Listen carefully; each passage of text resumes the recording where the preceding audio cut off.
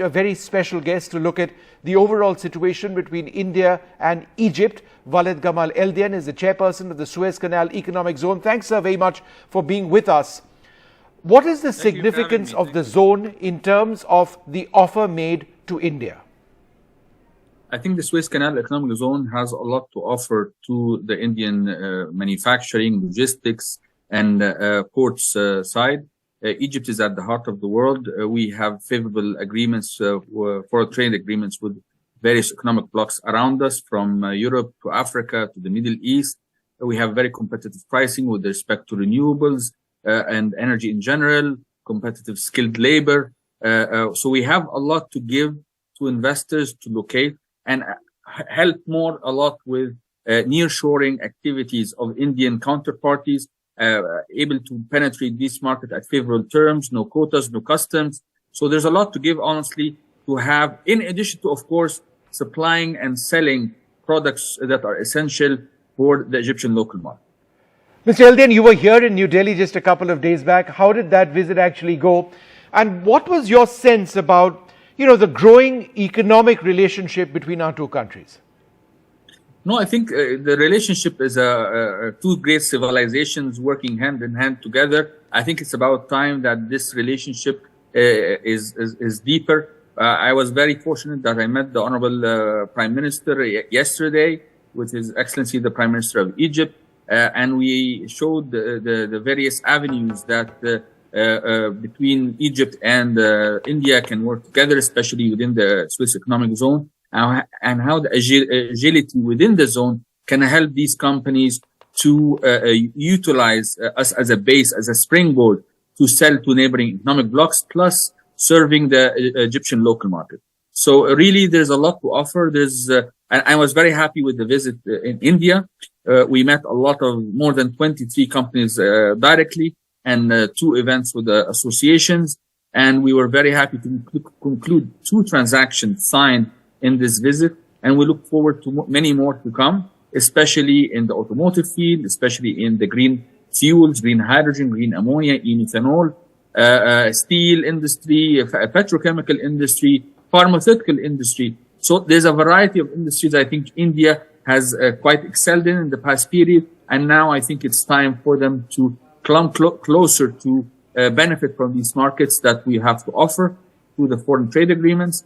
They can benefit from the renewable energy that Egypt is very well positioned for to decarbonize Europe and decarbonize the sea freight industry. So I think we're in the right time.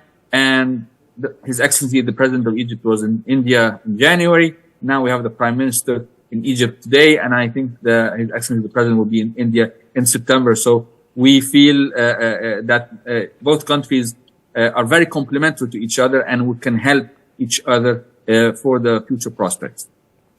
Sir, the Suez Canal Zone includes a number of industrial and logistical zones. What is your larger objective?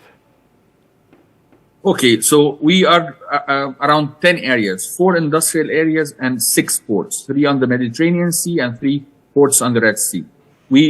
The proposition, the value proposition that we give investors is that we are a complementary integrated industrial area that helps increase the efficiencies for investors, and at the same time allow them to penetrate multiple markets at favorable terms, and at the same time ensure that we have the right skill set of labor that is provided for each industry, and we provide the ecosystem and the infrastructure that has been developed in Egypt the past few years, gives us the excel and the ability to help investors in such a task. You were telling us a little bit about the sense that you got during your meeting with Prime Minister Modi. Could you share a few more details of that? So, like I said, the meeting was very positive, and he was very happy with the outcome of the trip. And like I said, we were discussing how we can set up a dedicated location for the industrial manufacturers within the zone, in addition to how to connect the major ports that we have within the Suez Canal Economic Zone to major ports in India, and that we can do with some private sector investors from India to lure in and try to fasten the process of establishing these companies within the zone. So that's what the major head points that were discussed during yesterday's conversation. One of the most fascinating parts of our relationship is that it's historic. It's a very, very ancient relationship.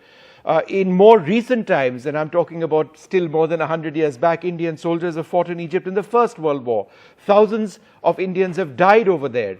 Of course, we weren't the nation of India, but we were still Indians at that stage. And of course, we weren't the nation of India when we fought in the Second World War, but thousands of people from my part of the world have been killed. And I think that is an association which is truly profound. Is that remembered closely in Egypt? I think the most important is that two great civilizations, ancient civilizations that have traded since thousands of years ago, would continue to thrive and to grow. I think Egypt can help a lot with India's expansion mode outside India to increase its GDP. At the same time, India can help Egypt in fostering investments and industries that are necessary and required for the local market and the neighboring markets. We have deep dive studies for all. So I think it's a very important and relationship that needs to become more in the future. We have no more than $3.5 billion of investments, of Indian investments in Egypt. We have 4 companies in the Suez Canal Economic Zone from India, but that number is quite small to what it can be. Yep. So I think with the respect of both great civilizations, Indian and Egyptian, I think that can prosper to a greater heights in the future. And this is what we're looking for in the coming period. All right. So wonderful speaking to you. Thank you so much indeed for joining us right here on NDTV.